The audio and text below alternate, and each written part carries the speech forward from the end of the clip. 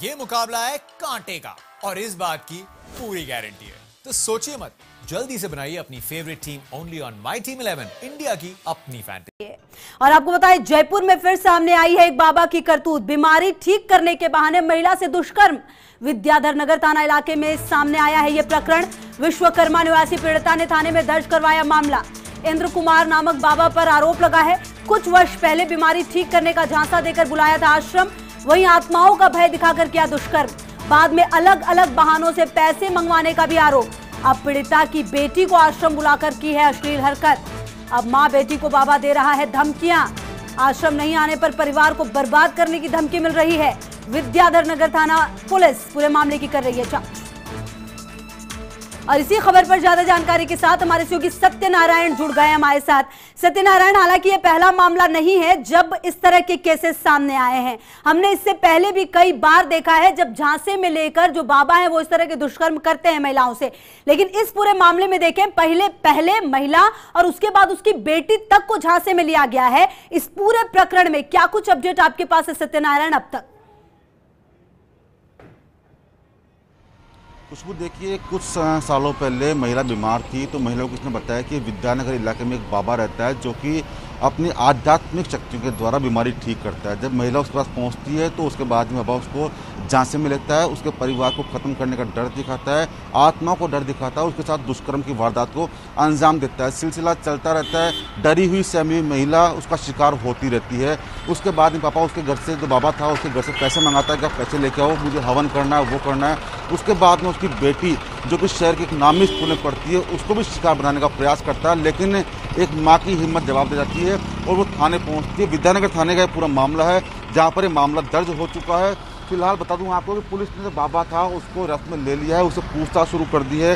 हालांकि जयपुर शहर के अंदर ये पहला मामला नहीं है इस प्रकार का कि कोई घटना हुई हो, लेकिन अब जाके मामला सामने आया है कि जो आला अधिकारी है वो थाने पहुंच चुके हैं। जो बाबा है उससे पूछताछ की जा रही है कि आखिरकार इस वारदात को अंजाम देने के पीछे क्या कुछ कारण रहा, और साथ साथ इस बात के भी बारे में तस्दीक की जा रही है कि बाबा का शिकार और कौन कौन सी युवतियां बनी है। लेकिन जयपुर शहर की आज की सबसे बड़ी खबर यही है कि एक बाबा ने महिला को शिकार बनाया। इतना ही नहीं, पिछले 10 साल से हवस का शिकार बनाने का सिलसिला बदस्तूर जारी था, लेकिन जब उसकी बेटी पर बाबा की गंदी नजर गई तो कहीं ना कहीं वो बाबा फिर से एक बार कानून के शिकंजे में चढ़ गया और उसके खिलाफ मुकदमा दर्ज हो चुका है। फिलहाल तो पुलिस के आलाधिकारी हैं वो उनसे पूछताछ कर रहे हैं जिससे कि अग्रिम कार्रवाई की जा सके। खुशबू, सत्यनारायण, इस पूरे मामले में लेकिन अगर आप देखें इतना लंबा वक्त गुजर रहा था, महिला के साथ खुद हुआ तो शायद उन्होंने बर्दाश्त कर लिया, लेकिन जब बात बेटी पे आई तो तमाम चीजें बाहर आई हैं। लेकिन एक सवाल सत्यनारायण ये भी बनता है कि इस पूरे मामले को देखने के बाद जरूरत है कि लोग भी बाहर निकले अंधविश्वास से, क्योंकि जब तक अंधविश्वास रहेगा तब तक इस तरह की घटनाएं सामने आएंगी और कहीं ना कहीं इस तरह की वारदातें बढ़ेंगी और हिम्मत भी मिलता है इसी से।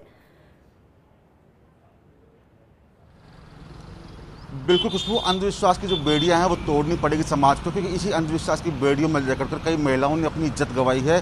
ये इतिहास में लगातार शामिल हो रहा है कि जयपुर नहीं बल्कि पूरे देश के अंदर कई बार इस प्रकार के ढोंगी बाबा महिलाओं को अपना शिकार बनाते हैं, उनको बीमारी से दूर करने का बहाना बनाते हैं, उनके परिवार को खत्म करने का झांसा देते हैं, ब्लैकमेल की जाती है। लेकिन एक न एक दिन सच्चाई सामने आती है और जो ढोंगी बाबा होता है वो पुलिस के हाथ चढ़ जाता है। और यही इस केस में हुआ। जब विद्यानगर थाने में मुकदमा दर्ज हुआ तो पुलिस ने तुरंत एक्शन लिया और एक्शन लेने के बाद में पूछताछ के लिए बाबा इंद्र कुमार का नाम बताया जा रहा है, उसके साथ में ले लिया गया है, उससे पूछताछ की जा रही है और साथ साथ महिला के 164 के बयान भी दर्ज किए जा रहे हैं, साथ साथ उसकी बेटी से पूछताछ की जा रही है।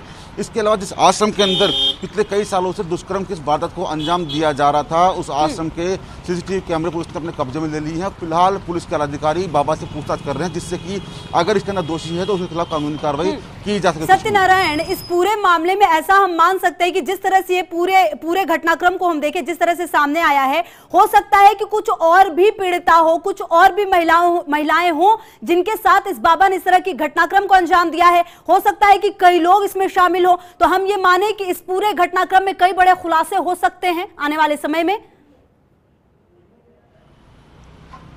बिल्कुल खुशबू, ये इतिहास गवाह है कि जब जब कोई बाबा पकड़ा जाता है तो उसके पीछे एक नहीं बल्कि अनेक महिलाएं पीड़िताएं होती है, लेकिन अपने इज्जत के डर से, समाज के डर से, परिवार के डर से वो किसी को बता नहीं पाती। लेकिन अब जो महिला जो पिछले कई वर्षों से दुष्कर्म का शिकार हो रही थी, उसके बाद में जब उसकी बेटी पर बात आई तो माँ की हिम्मत ने जवाब दे दिया। उसके बाद में पुलिस के आला अधिकारी के पास वो माँ पहुंची, अपनी जो दुख भरी दास्तां थी उससे अवगत कराया। उसके बाद में बाबा के खिलाफ मुकदमा दर्ज हुआ। फिलहाल बाबा को हिरासत में ले लिया गया है, उससे पूछताछ की जा रही है।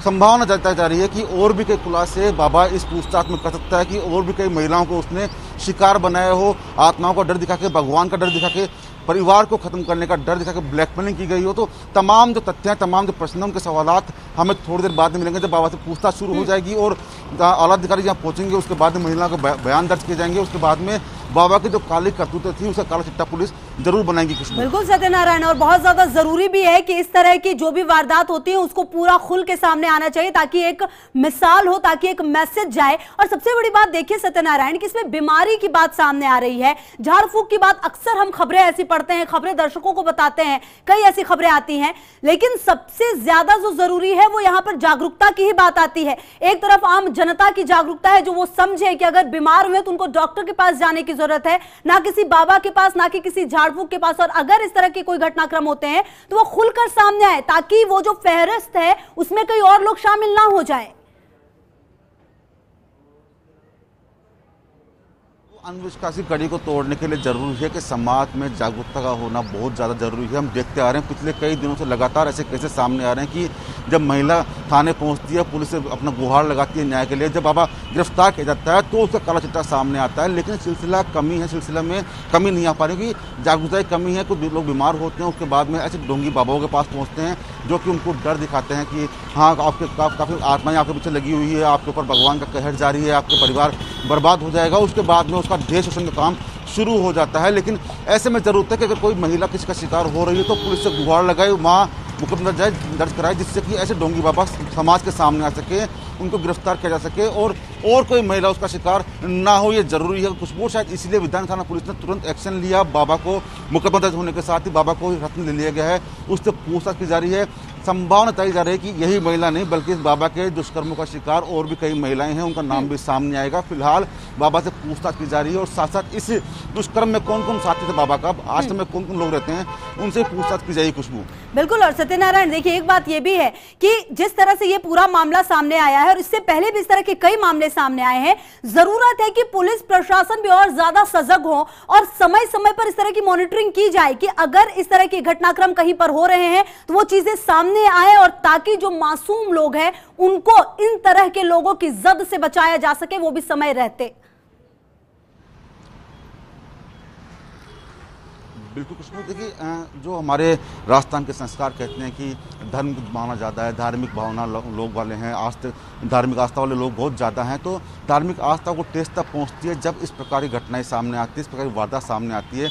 जागरूकता कहीं ना कहीं कमी है और यही कारण है कि लगातार ऐसे केसेस सामने आए जा रहे हैं। कुछ दिनों पहले एक केस आया था सामने, उसके अंदर भी बाबा गिरफ्तार हो गया। अलवर के अंदर केस आया, उसमें बाबा गिरफ्तार हो गया। अब जब जयपुर के अंदर ये केस सामने आया, जयपुर के विद्यानगर जैसे पोश इलाके में केस सामने आया, तो पुलिस ने त्वरित एक्शन लिया है। और यही कारण है कि समाज में जागरूकता को देना बहुत जरूरी है कि अगर ऐसे ढोंगी बाबा समाज में रहते हैं तो कहीं ना कहीं महिलाओं के इज्जत आबरू पर खतरा रहेगा, खतरा मंडराता रहेगा। ऐसे में पुलिस प्रशासन को चाहिए कि ऐसे ढोंगी बाबा को चिन्हित किया जाए, उनके खिलाफ कानूनी कार्रवाई की जाए, जिससे कि इस प्रकार की घटनाओं में कमी आ सके। लेकिन इस बार हम बताना चाहेंगे आपको कि जैसे ही मामला दर्ज हुआ, पुलिस ने पूछताछ के लिए तुरंत प्रभाव से बाबा को हिरासत में ले लिया, उससे पूछताछ की जा रही है। साथ साथ इस आश्रम में कौन कौन और लोग हैं, अगर वो इस वारदात में शामिल है तो उनके खिलाफ भी कानूनी कार्रवाई की जाएगी। फिलहाल जो महिला उसकी बेटी है उनसे पूछताछ की जा रही है। पूछताछ के बाद में 164 के बयान में अग्रिम कार्रवाई की जाएगी। खुशबू बिल्कुल सत्यनारायण, इस पूरे मामले पर लगातार नजर रहेगी।